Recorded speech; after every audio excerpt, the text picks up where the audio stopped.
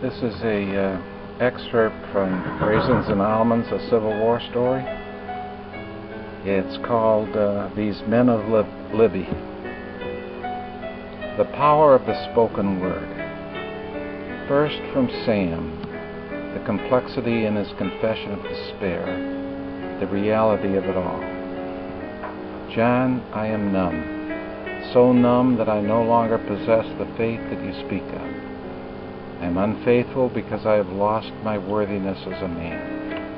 And I am unworthy because I have lost any sense of who it is that I am in this wretched place. I am myself now a prisoner among prisoners, and we are all doomed to hell. For we are all just as unworthy of God's grace as the next man. None of us walk with the Lord. For we walk only with each other, and we shall continue to do so until the end of our days, which grow fewer in number with each passing day. Just look around you, John. Can't you see that we are a doomed lot? For we are all equally unrighteous wretches, every last one of us. We are no longer men among men. We are instead what they have made us to be.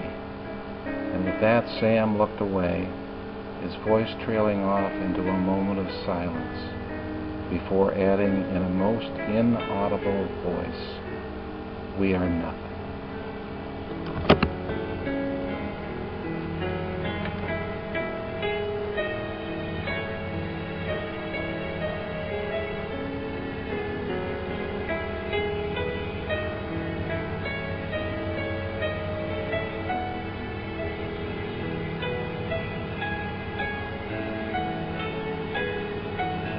And then this from John, the simplicity in his response of reassurance, the promise above it all.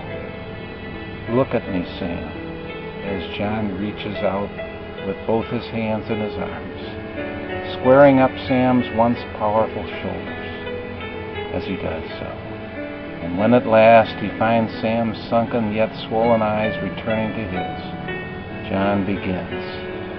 You may feel unfaithful and unworthy, and yes, even unrighteous, Sam. But one thing you are not, and that is this, Sam. Not you, nor any other man here, is unloved.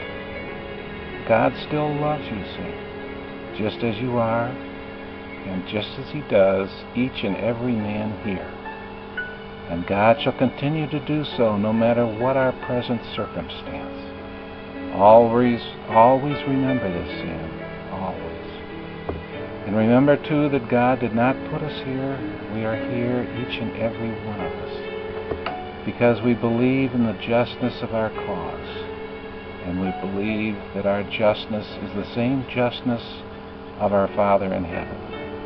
We cannot let these rebels take our beliefs from us. They may take away all that we are, Sam, but don't let them take from us that which we feel, too. Were it not as I say, Sam, these Confederates would surely let each of us go our separate way. But no, they hold us fast here, for they know that while they may have stripped of us of our wherewithal, and yes, our dignity too, nonetheless, deep inside our very being, we are still men holding on to the only thing we have left, our sense of who we are and the convictions for which we stand, one man next to the other, as both the union we represent and the faith that binds us together. This is not the Garden of Eden, Sam.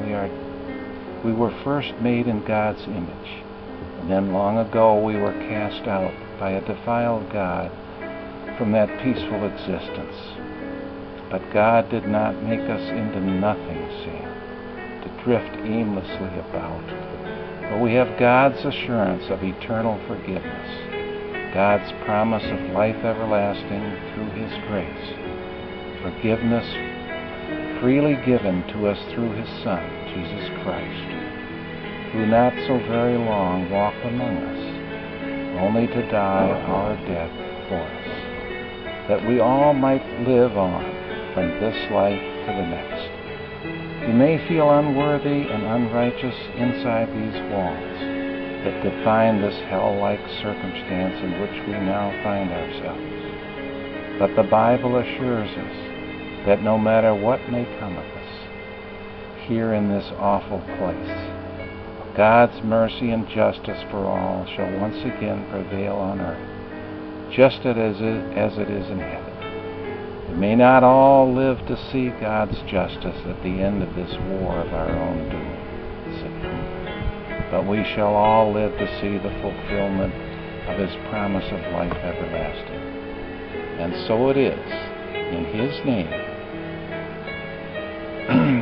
that I invite you to come with me now, Sam. Come pray with me. Come pray for the salvation of your soul, Sam, and for the soul of each and every last one of us.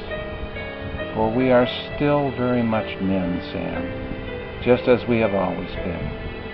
Changed, maybe, yes. We are all most certainly changed, and we are changed forever. But in our changing, we are still greater than nothing, Sam. For together we are these men of Libby.